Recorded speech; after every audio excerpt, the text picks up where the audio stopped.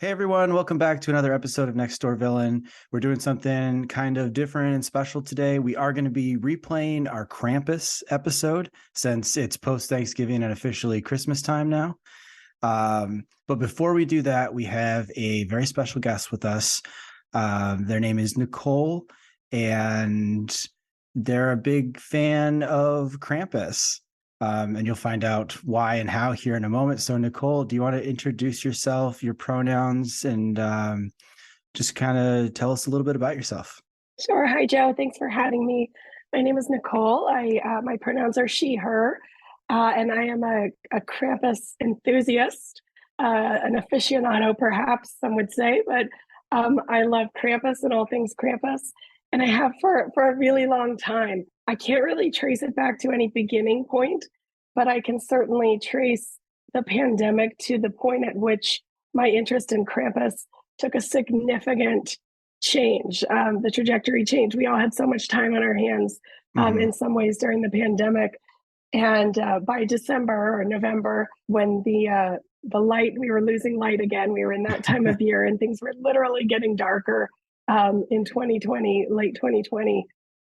I began to just dig a little bit deeper into Krampus and his origins and try to sort of distill out what it was about him that I was so thrilled by.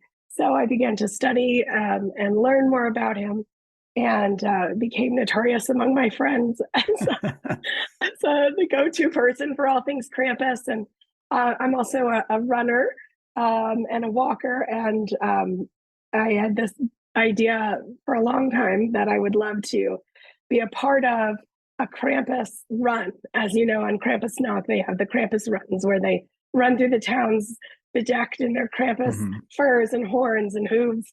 And while, you know, that's a little far down the line for me, during 2020, when we were all at home, the idea struck me that, you know, I could do this and we could do it together from wherever we were.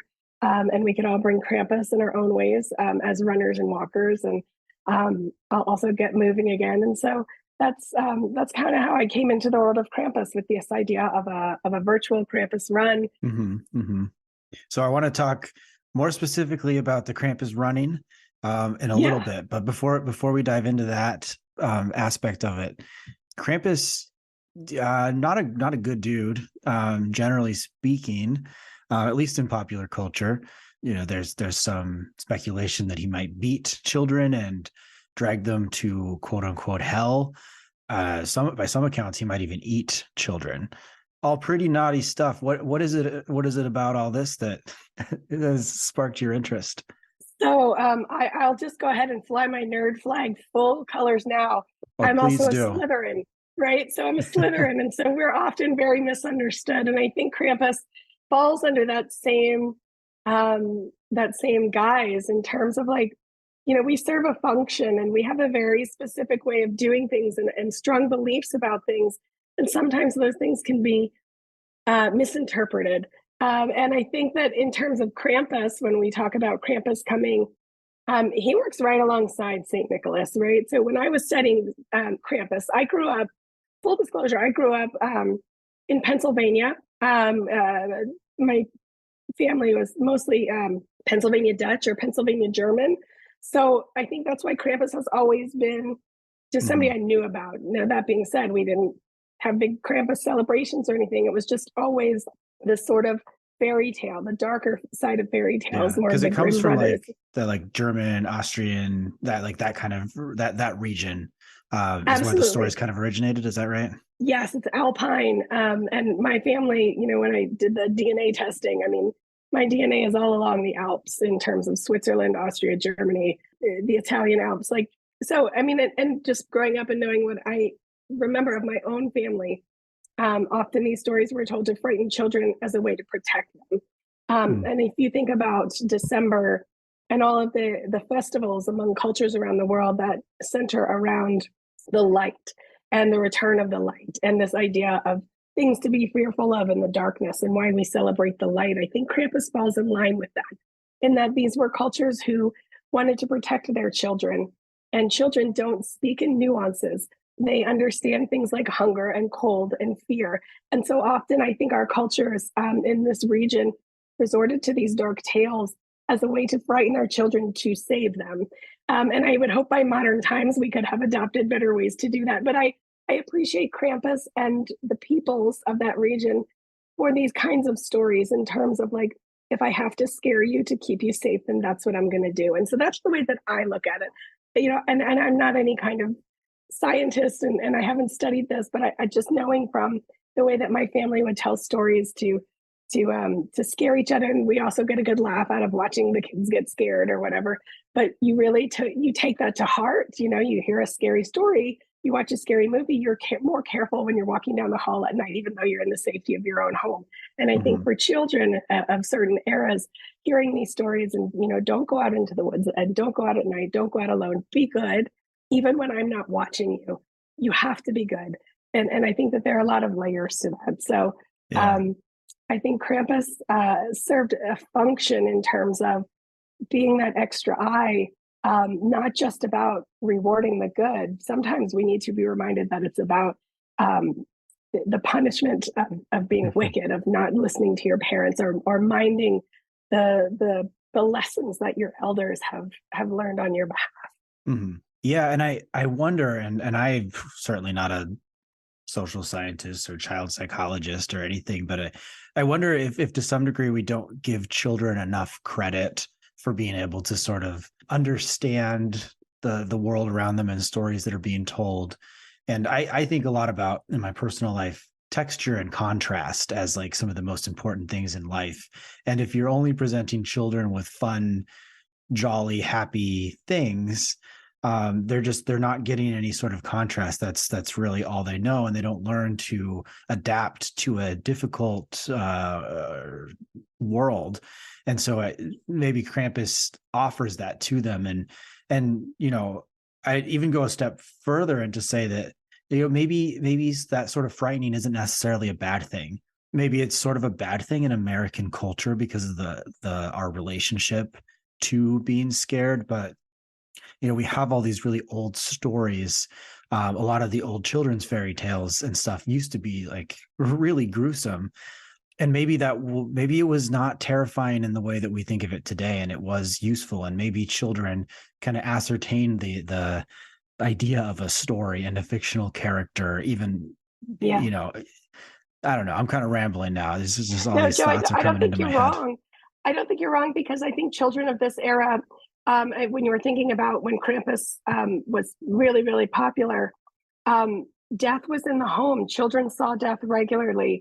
We have really sort of anesthetized, we've cleaned up death, right? Death happens elsewhere. Families and children, births happened at home, deaths happened at home. Children were part of the circle of life in terms of the entire, not only part of it in terms of literally being born into it, but they witnessed it their entire lives. And so these stories weren't perhaps as gruesome as they seem to us now, because we really see life in terms of birth and life in terms of death very differently as Americans, as citizens, you know, in the 2020s. Like it looks very different. And so hearing these stories may not have seemed so gruesome to a child of that time. Again, like they saw their food being hunted and cleaned, and they were part of that process. So, and I was also a teacher for 8 years. I taught kindergarten through 8th grade. So it was interesting to me when you were talking about the texture and the nuances, and you know, some children really the darker aspect of things, or what we would consider darker aspects, are really what thrill them or compel them or interest them, and that should be allowed as much as the dark should be allowed as much as the light, right? In terms of how we pursue our own creative endeavors, and not having access to the light or not having access to the dark will stunt growth one way or another. And Krampus and Saint Nick are sort of that dichotomy of light and dark as well.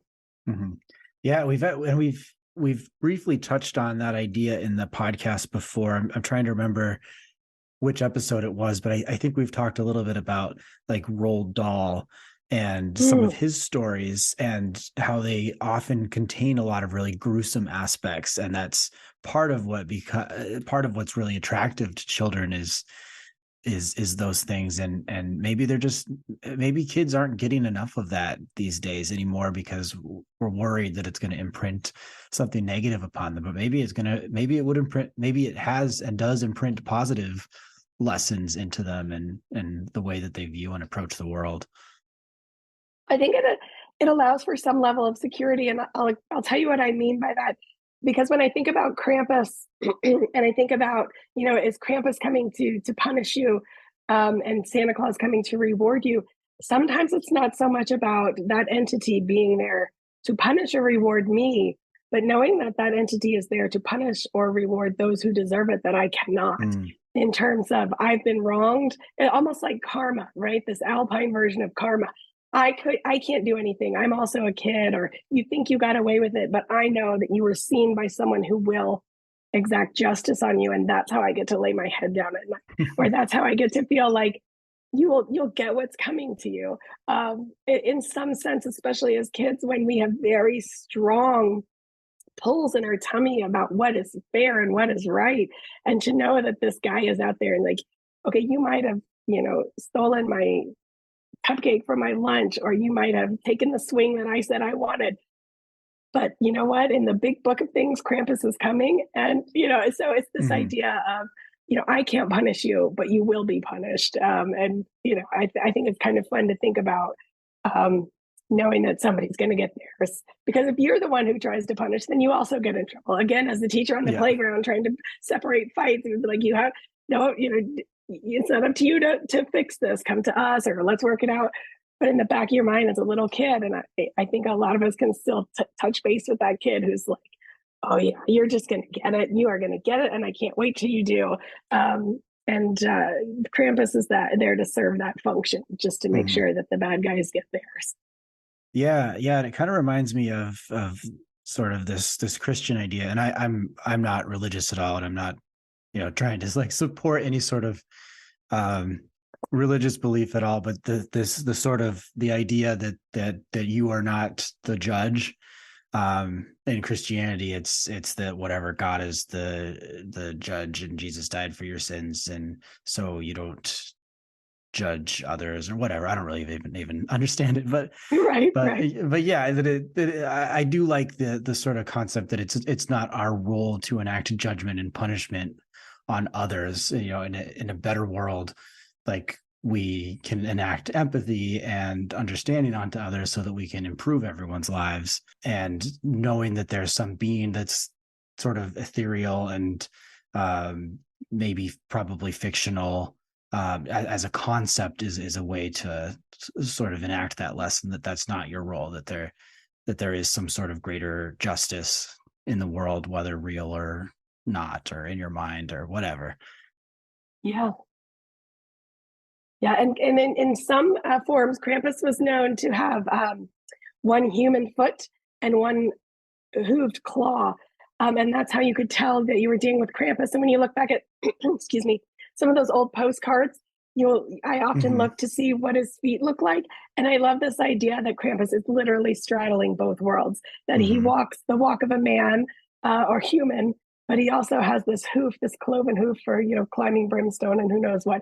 But like that he walks among us and sort of been straddling both worlds, and understanding that he's part of it, but he's also here to do his part to keep it running in the way that it needs to. He is the foil for Saint Nick. Saint Nick, who is a saint and knows that children are being beaten and perhaps eaten, but he's still a saint. So I think that's a really interesting take on what a saint is. That the saint knows that this awfulness is going on. And I also love that you're not guaranteed to be eaten by Krampus. He might just beat you, but if you're really naughty, you're going to go in the stew. So Krampus is not necessarily merciless. I don't know where it falls in terms of how naughty you have to be, or if that comes from Saint Nick. I know some of the legends that I read said that Saint Nick rewarded, or Saint Nicholas rewarded the good children with apples. So I don't know if he didn't see an apple, if he meant that was like a wink and a nod that this one is about to get it. But yeah, I'm not sure how Krampus decides who is naughty, or how much of it is, how much are you willing to admit that you were naughty versus it wasn't me. Like I think it'd be interesting to sort of explore that. Yeah, and those two, they in a lot of the stories, it does sort of seem like they work together, which it's sort of silly for us in knowing that to apply, Krampus as the bad one and Saint Nick as the good Right. one. If they're working together, they're both implicit in the other's actions. So they're, if anything, they're equally good and bad as each other in that regard. Yeah, I absolutely agree. A saint walking around with a guy in his back pocket, knowing that he's about to beat up a bunch of little kids, like I would think that would make you even less of a saint. At least Krampus is who he is. He's like, I'm this gross, ugly guy out of the mountains, and I'm here with these sticks and a pot that I'm going to stew you up. And he is everything. Krampus is out there. He's letting it all out. Yeah. Whereas Saint Nick is my deal. walking around. This is, yeah. You know what you get with him.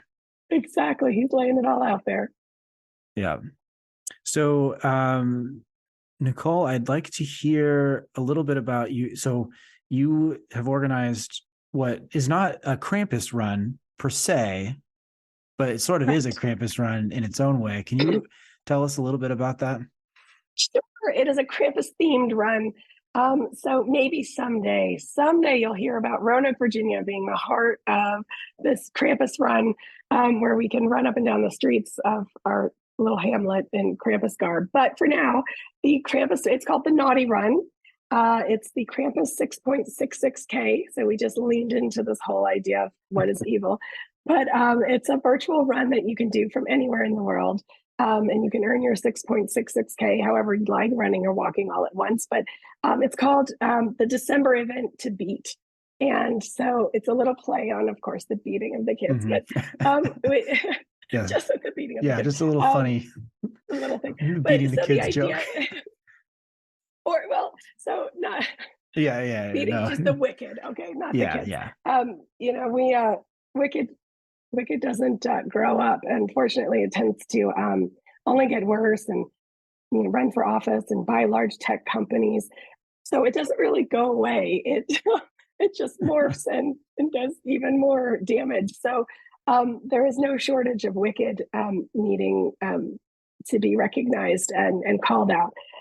So the way that the Naughty Run works is we just thought, let's have some fun with this idea of Krampus and what is good and evil. So we put Krampus's name on it. We centered around the Krampus Nacht, which is December 5th. But all of the money that we raise goes to a good cause or a charity of some kind. Our medals are made of wood by local school children. So that's kind of funny. But it's also a fundraiser for their school.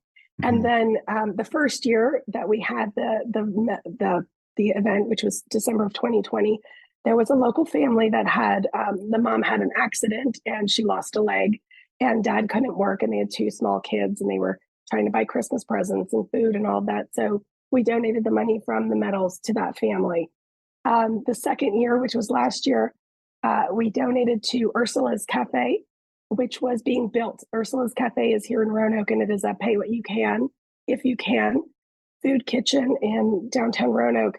And if you can't afford a meal, that's okay. You can pay what you can, pay nothing, or you have the opportunity to work off your meal if you like.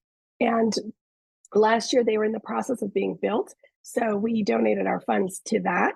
And I found out later that we purchased their bathroom, which I thought was so fantastic because if a runner needs anything, it's a bathroom all the time. So we literally paid for their toilet. And then we decided to partner once again this year with Ursula's Cafe, as they are now open.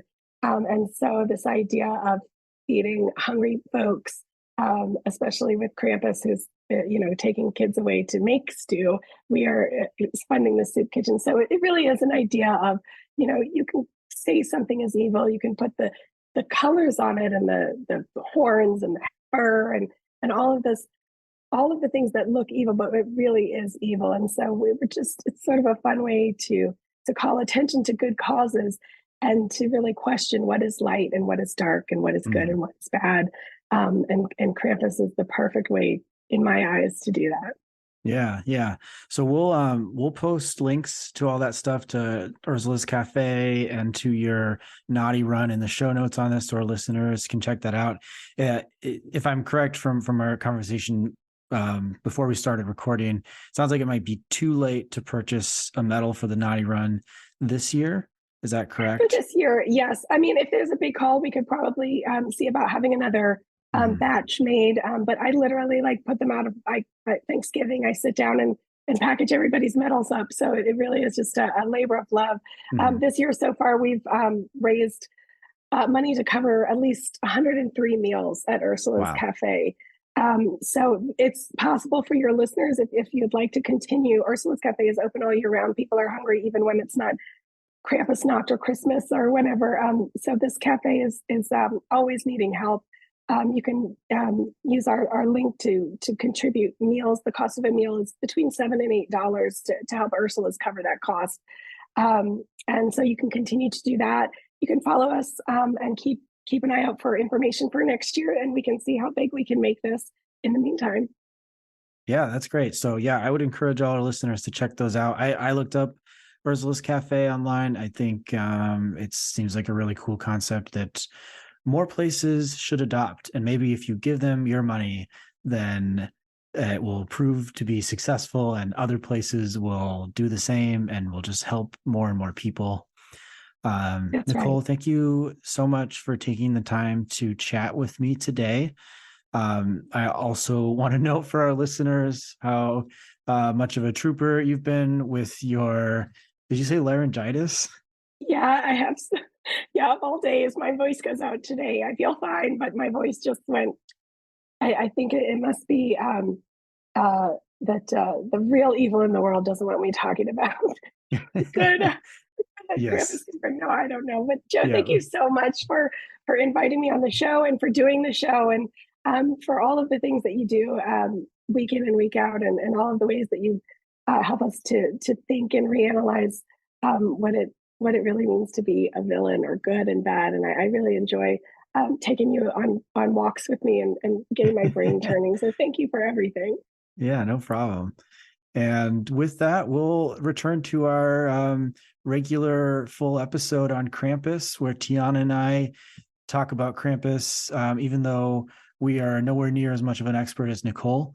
You've probably heard the best analysis that you're going to hear, but it's still pretty fun. Tiana's got a pretty fun little Krampus poem at the end of the episode. You should definitely stick around for, and we'll dive right in right now. Thank you. It is the holiday season. It is. And we're all familiar with these standard Christmas characters. You got your Santa. Sure. You got the elves. Yeah. Reindeer. Yeah. Those are the ones that all the kids love. But there's actually another character that's been around for hundreds of years who still has not caught on. You probably know him as the Krampus. He's a demon who comes around at night, snatches up naughty children, and stuffs them in his basket. Right. So he can eat them later on. Right. Apparently, we found out the Krampus is tired of being hated. He has a very good PR team out here in Los Angeles, are making some changes to soften his image. We got a call, and he wanted to come here tonight to show us the new Krampus. Please welcome the Krampus. Let's get him in here.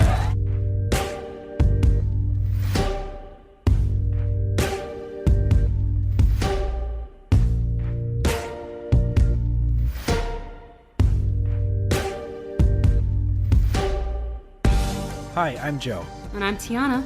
And this is Next Door Villain, a podcast where we uncover the villains to discover their humanity.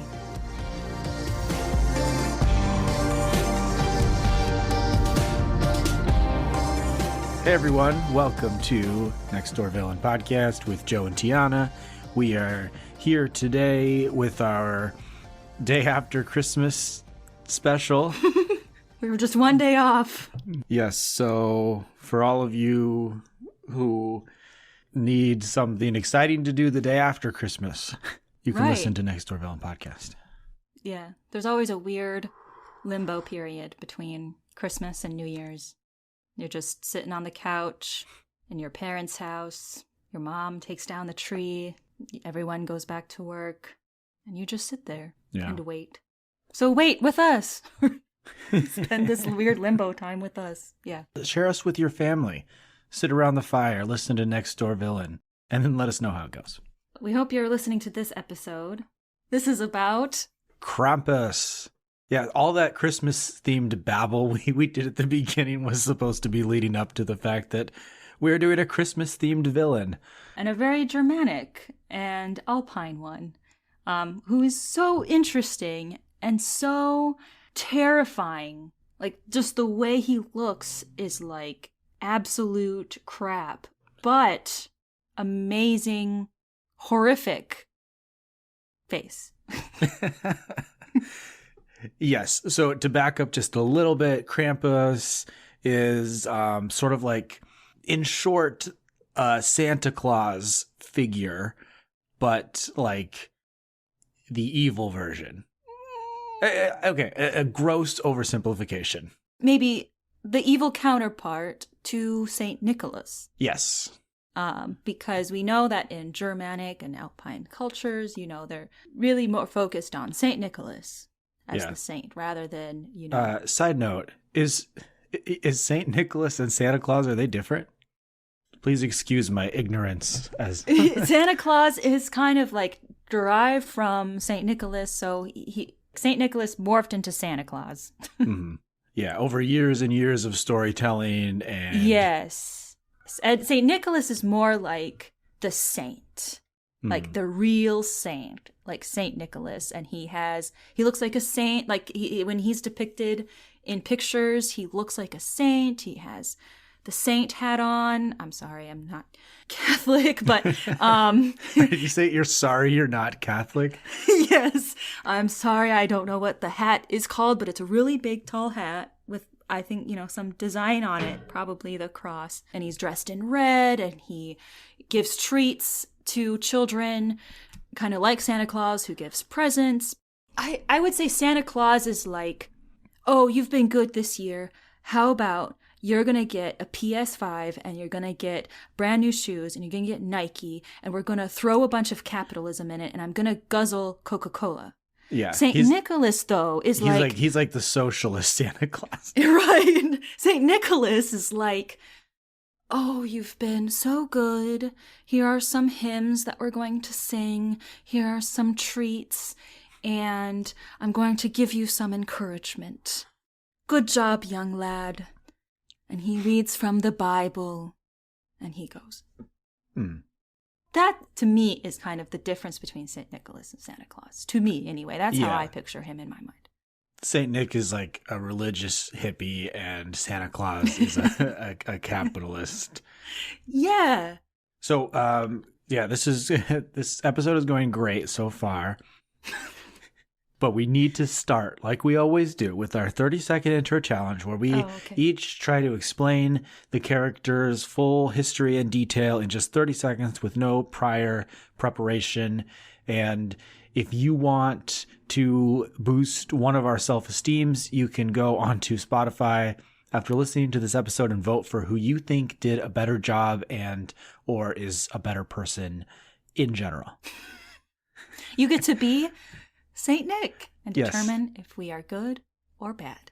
Congrats to you. You'll be Saint Nick to one of us, and you'll be Krampus to the other one, who you don't vote for. Right. Choose wisely. All right. 3, 2, 1, go. All right. So Krampus is a Germanic and Alpine creature or entity, and his whole idea is that he harms little kids, or he punishes them pretty brutally if they've been bad throughout the year, and that's kind of his whole deal generally. There are a lot of traditions with Krampus in Austria and in southern Germany, and he's really quite an interesting guy to look at. Time's up. He's interesting to look at, you said. That's my nice way. That's like the nice Midwestern way to say he's ugly. He's ugly AF. Okay, 3, 2, 1, go. All right, Krampus is this creature, person, thing in a lot of folklore Germanic. What I don't know how to say that word. Germanic, Austrian folklore. He's often in tales seen as like someone who like comes along with Saint Nick, and Saint Nick doles out the like good judgment, and Krampus doles out the bad judgment. And he's really scary and often has hooves for feet and horns and a big ugly beard. You know, going into this episode, I would sometimes think like, are we qualified to talk about Krampus? You know, like I have heavy German ancestry, and I learned a lot about Krampus in German class, also about his counterpart. So I thought, yeah, even though we're American, we can talk about Krampus. But then Joe here, he does a 30-second intro challenge, and he's like, Germanic? Just really solidifies, our credibility here. Whatever. This is mostly for fun. We're not going to be able to cover everything about Krampus. We are not experts on Krampus, but we do want to kind of spread information about culture from, the Germanic and Alpine cultures. And we know that Krampus is getting more attention. And so we do want to talk about it. Like, yeah, little defense for me here. Yes.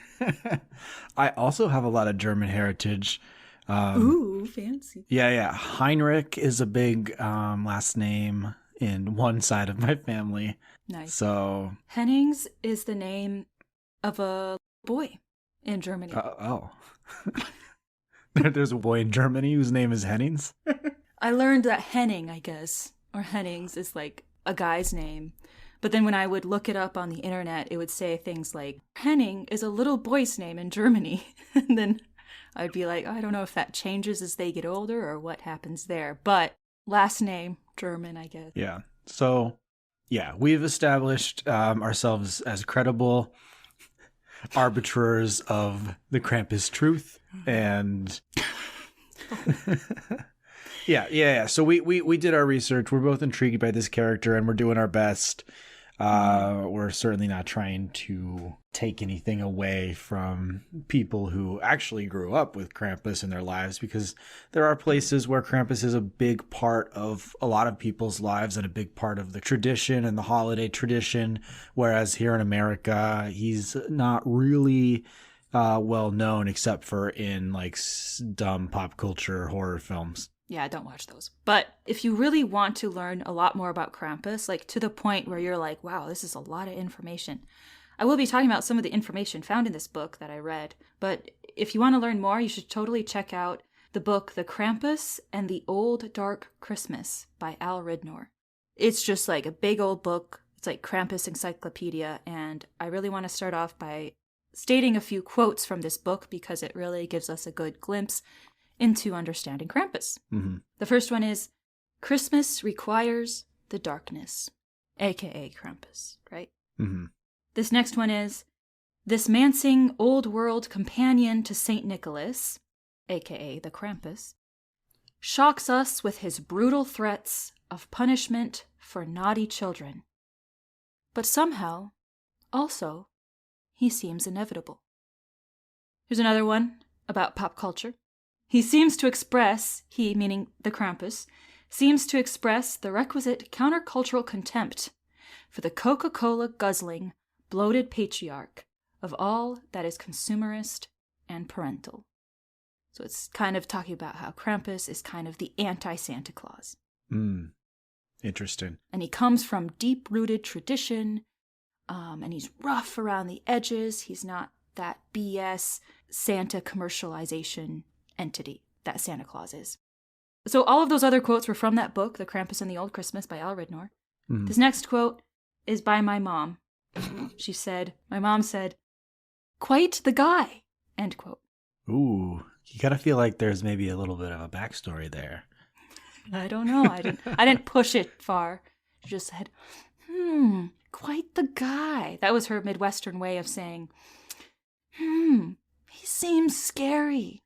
But like a little edgy, right? But a little edgy. He makes me want to drink more alcoholic. Another sip of wine, see how the night goes. Yeah. Yes. Anyway, so what I was going to ask you, because I think you really dove into the research more than I did. Do you know, does Krampus predate Christmas stories? Like what Christmas story? Like the Scrooge?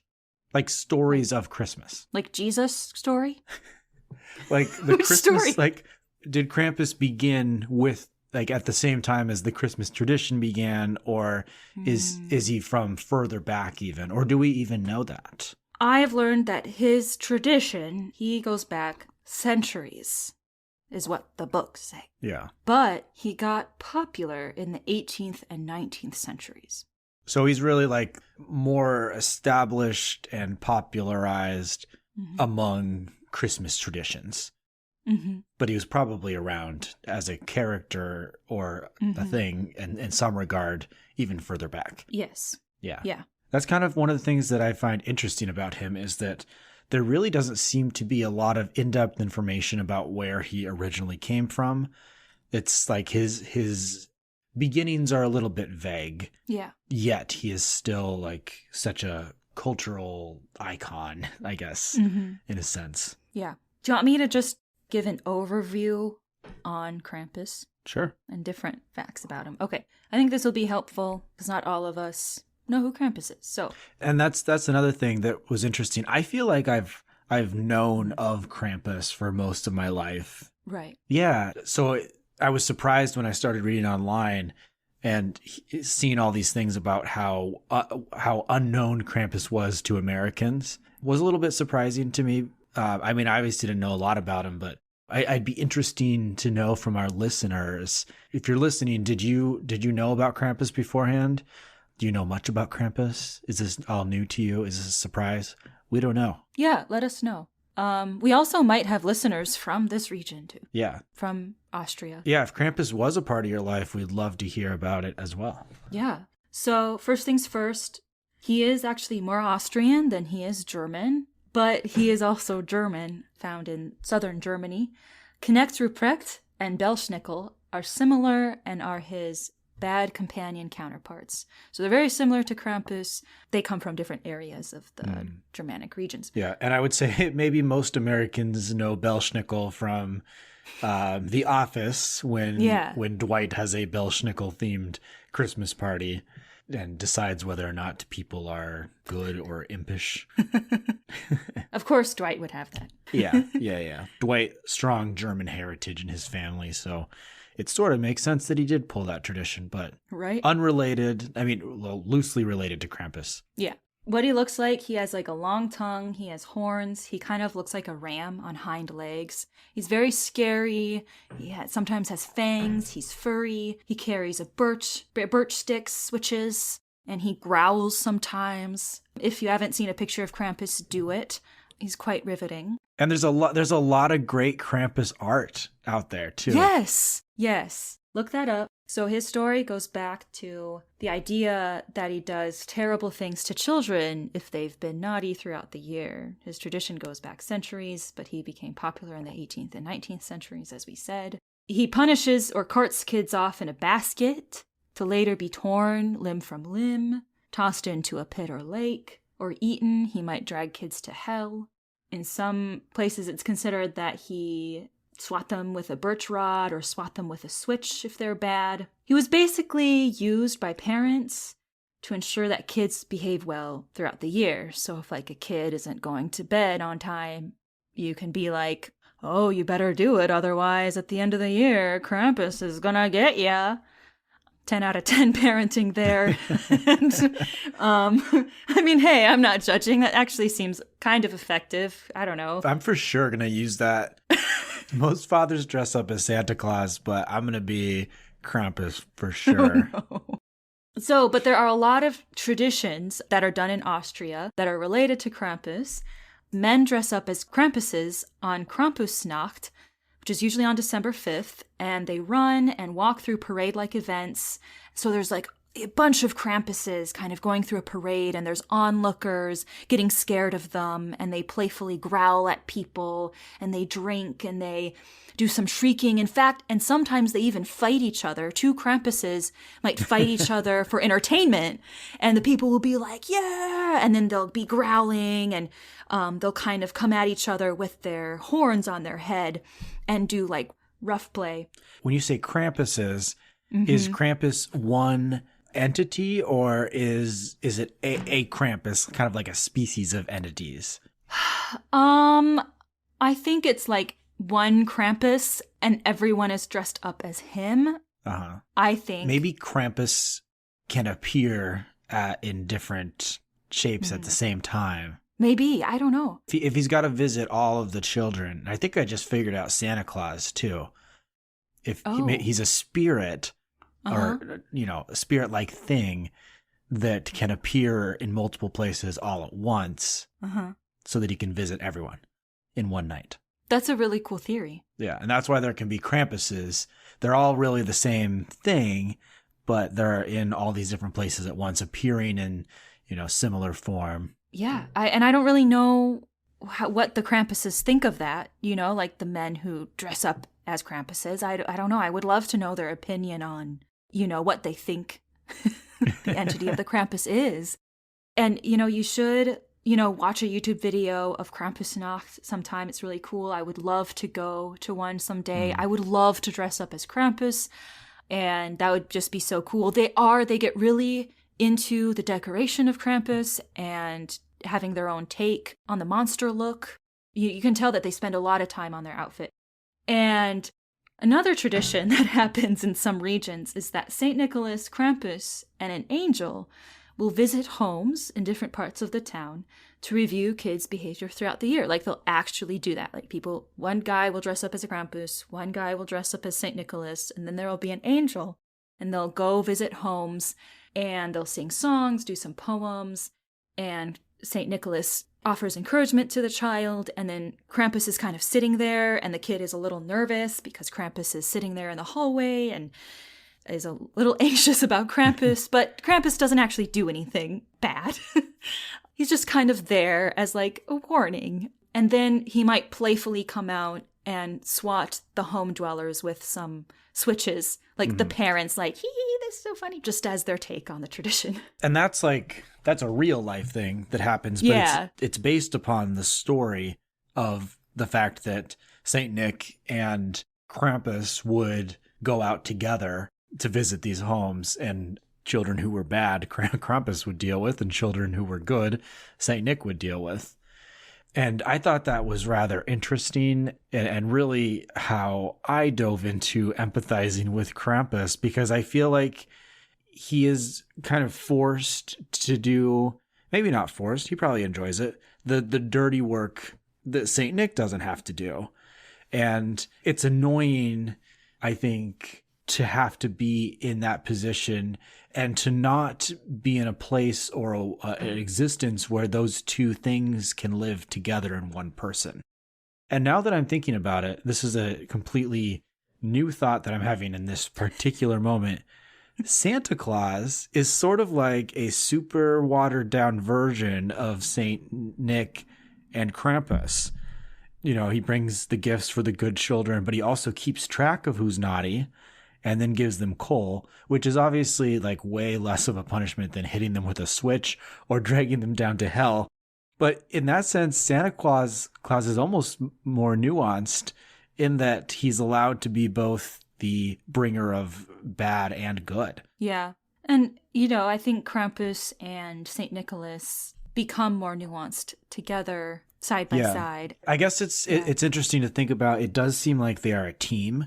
And so when you think of it that way, you're like, oh, if Saint Nick is supposed to be this good guy, why is he working with this bad guy? And maybe that, like, in a higher way of thinking, it's not that there's this good guy and this bad guy. It's that there are multiple ways to be in the world, and they choose to work together because their strengths lie in different areas, and they understand that they both must exist in order for there to be, I don't know, peace and understanding in the world or whatever. I don't know. In order for there to be good, there needs to be bad, and they need to balance each other out. Yeah. Right. Because, otherwise, like in most stories, most American stories, I guess, the good character and the evil character would be in conflict with each other.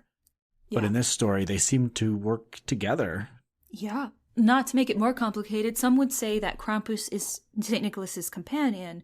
Others might say that he's his Krampus lover? is I mean, maybe. Sorry, but I don't think say- anyone said that. It sounded like the logical next line to come out of your mouth. Right? All right. Some would say that Krampus is Saint Nicholas's servant, and that changes things. Yeah, that's a less good way of looking at it, but also Right. certainly more sympathetic towards Krampus.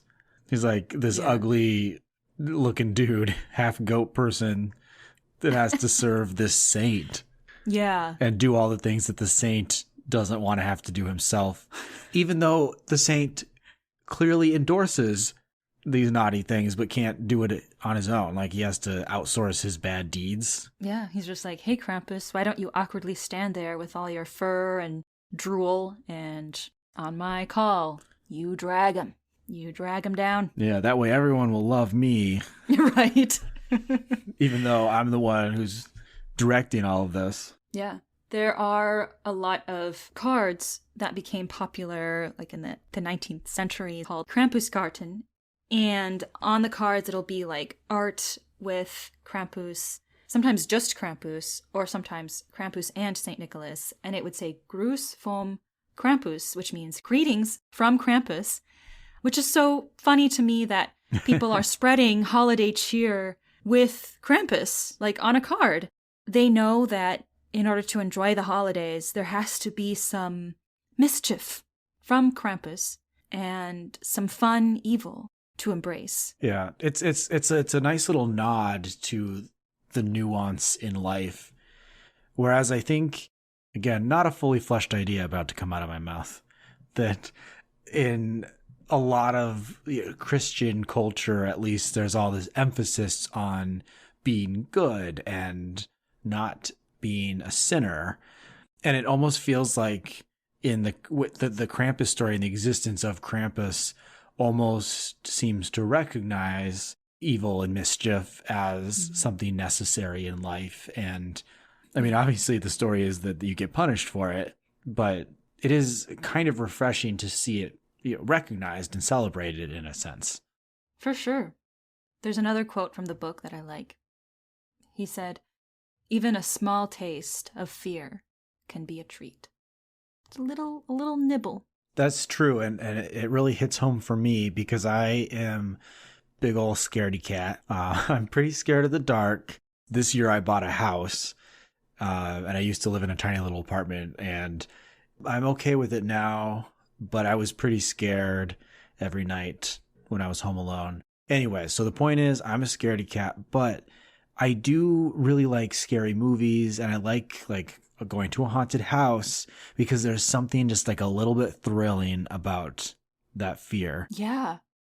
Oh my gosh, every year, just about every year, I go through this like month-long phase where I scare myself with ghost YouTube videos.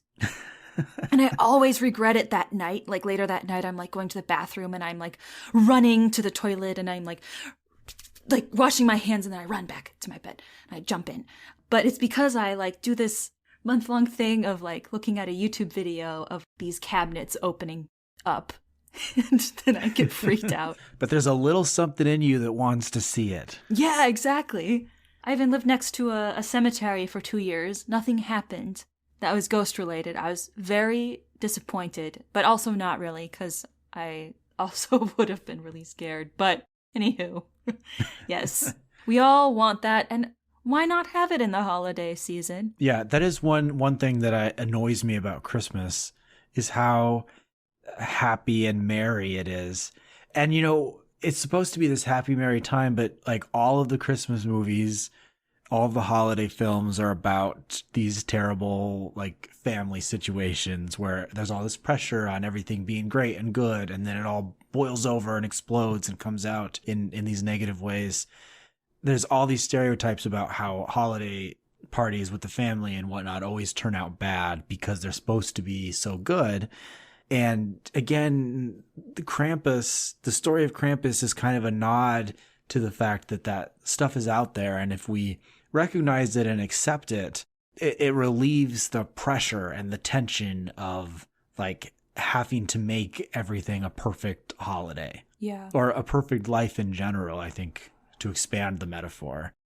The recognition of the existence of that evil relieves the tension of having to be good always. I agree. So one interesting thing from that book, he talked to some people who do these Krampus traditions, who go to Krampusnacht, and they bring their kids to see Krampus like in the parade. And the Krampuses are like, they're growling, they're really, really scary. Like they do a really good job on their Krampus outfits. And they're really scary and they growl and they fight each other. And they get really close to you for fun. They get really up close into your face and show their teeth. And some kids get really, really scared of it, some don't. And so there was this discussion of like, oh, is that kind of mean to your child to like bring them to the parade and get them scared of Krampus? And a lot of parents were like, no, I want my kid to practice facing their fears and to embrace the Krampus. And then next year, they're going to be more comfortable with the Krampus, just kind of like with all things in life. You have to condition your kid to understand that sometimes things will be scary and you just have to face them. Yeah. And to know that your actions have consequences, but not to be so scared of those consequences that you never take any risks. Yeah, exactly. You have to get a little scared, but you just keep marching forward. Yeah, fear, well, like all emotions, like as my therapist would say, no emotion is a bad emotion. They're all useful to some degree. And fear, too much fear can be negative, but the right amount of fear can be a really motivating factor to get you out of dangerous situations or to make choices that are going to be better for you or other people. So yeah, it's good to develop a healthy relationship with it. And if Krampus can do that, then that's great. Good for him. Good for you, Krampus. Yeah, I don't know how I would have felt if I were a kid that knew about Krampus and grew up with the tradition and was told that like if I'm not good, Krampus is going to come. I don't know how I would have felt about it. I would have been terrified.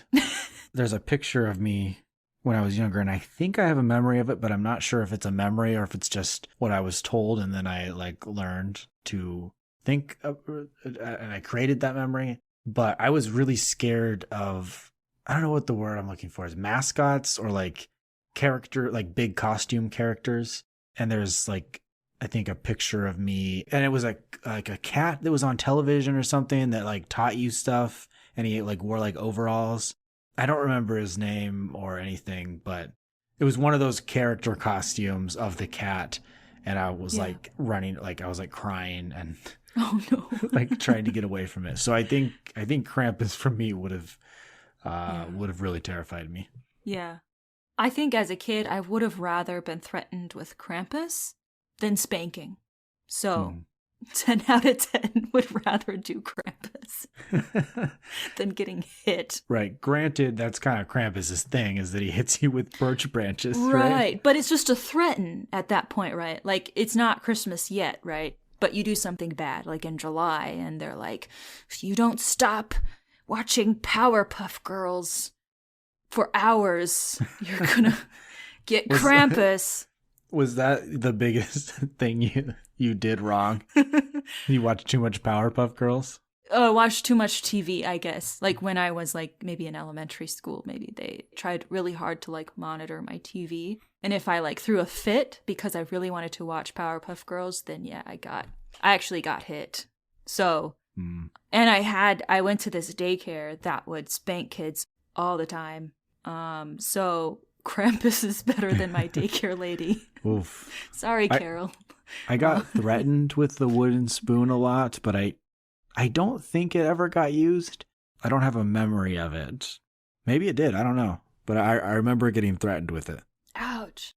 Yeah, I wouldn't have liked the wooden spoon.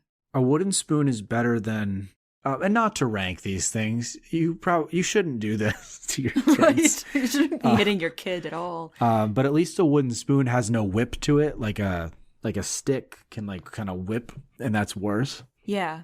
There's more speed through that air. Yeah. 90s kids. I don't know. We were like so close to like We were right on the edge. we were right on the edge where like it was about to not be okay, but yet we're still a little too old to where like it still was quote unquote okay. Yep. What else? I've retired my particular thoughts. So yeah, I have a question that we can answer. Oh yeah? Why not talk more about our personal lives for Yeah, all in to fact, hear? one reviewer on Apple Podcasts requested that we include more personal information. So Is that a recent rating? no, it was like a few months ago, but it really stuck with me, I guess. Okay. So if you're still listening, here we go. I'm gonna rip it out and put it on a platter for you to eat like Krampus. Anywho, my question to you, Joe, is would Krampus come punishing you? AKA, have you been naughty this year? Why or why not? It's a difficult question to answer, right? Because like naughty and nice is so relative to who you are. So like if I look at like general societal standards, like did I break any laws? No, at least not that I know about. Was I like generally decent? Did I try my best at whatever I did? Yeah, I think so. Are there people in my life who might consider me naughty? Your exes. I don't even think so. You know what? I feel pretty good about this year, honestly. Okay. You know, I did go through a breakup recently, but I really felt like I put in the effort in that relationship. It was a good relationship, and I worked really hard to try to see if it could work, even when things started to get rocky, and we went and saw a couples counselor and ultimately decided to part ways. But I feel really good about that. And I don't think I can be, I don't think I was naughty. Whereas in other relationships throughout my life, where when I was less mature, I think I often backed out of them without really putting in the work to see if they would be good. And ultimately, I'm happy that those prior relationships ended, but I feel like I could have done a better job with how I approached the end of those relationships. And I think I was a little bit naughty. But this year, I think I don't want to say I was nice, but I don't think I was naughty. I don't think Krampus would have had much to complain about. And you know what? It also, I think, it means a lot that I can even say that, because I'm not very good at speaking up for the good things that I do, but I'm trying to be better. And this is me doing that now, feeling good about a lot of the decisions I made this year, and the way that I really feel like I came into myself more as a person than any other year in my life so far. So that's my spiel, and that is not at all how I thought it would go when I started it, but here we are. Here we are. And I like this question because I get to kind of act like St. Nicholas a bit here, right? Because St. Nicholas kind of reviews the deeds, and sometimes we'll hear the case. So I get to be like, am I convinced? Well, I mean, yes, I'm convinced. But I also don't have much to work on. Oh, I was nervous there for a second. Yeah, I was a judge. I'm not nearly as scary as Krampus, though. No, I wish I no. was as scary as him. Sometimes people might take me more seriously. Anywho, I'm actually just sidetracking this question. Oh, okay. So answer. yeah. Oh, so you're stalling because you don't want to answer. Have you been naughty or nice this year? Would you be more approached by Krampus or Saint Nick? I think that I have been working really, really hard throughout this whole year to improve myself and to like cultivate my crafts. But I feel like I've been a little bit too focused on myself, where sometimes I feel like maybe I could have spent more time volunteering or checking in with people more. I just felt that like 2020 was just so hard for me and for so many people. And so is 2021. but I've improved a lot. And so, but in order to improve my mental health, I really, really focused on myself and like my own skills and my own crafts that I may have forgotten about some people. Right, but like maybe you couldn't have, like, right, like maybe you wouldn't have been able to work on yourself as much if you had spent all your time on other people. And now that you've put in all this work for yourself, maybe that puts you in a position to do better for other people in the future than you would have been able to do had you not taken this time for yourself. And I think maybe I'm just acknowledging that I need to have more of a balance. Mm-hmm. Maybe it's not that you need to have more, but maybe that's what you would like to do more. Maybe. Right? Like it's that, like maybe that can be your aspiration, but it's not like there was anything wrong with not doing it, for the balance to be more on yourself. It's like, but now you're looking forward and you're thinking, this is what I want. And so this is what I'm going to work towards. Right. I judge you not naughty. Great. Not nice either. Because who is really fully naughty? Who is really fully nice? This whole podcast is about nuance, people. Nuance. Yeah. Screw Santa Claus putting people in boxes. I don't know him. Pfft.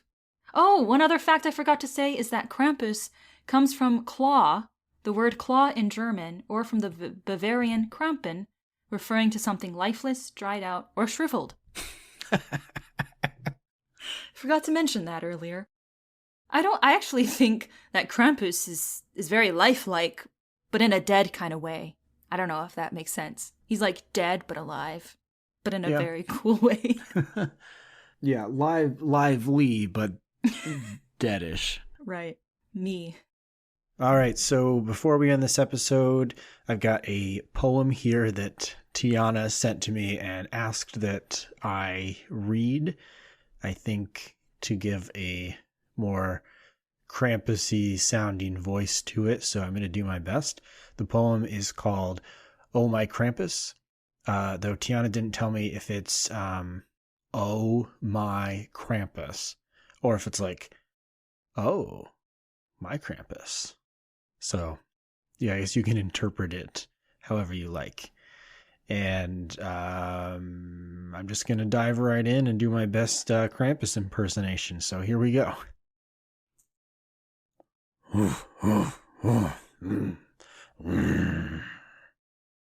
Teeth come from the earth when it chomped through the ocean floor and ate the sea creatures. My hairs are unladylike.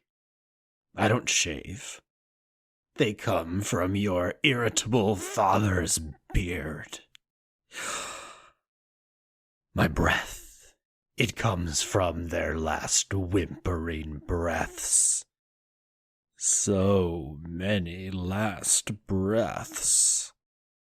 Drool comes from the others, sweat out of their ears. The slobber, I'll make you drink like warm milk on Christmas morning. Feel naughty and I will learn your sodium intake. You see my eyes? They don't come from anywhere else but you. Huh. Huh.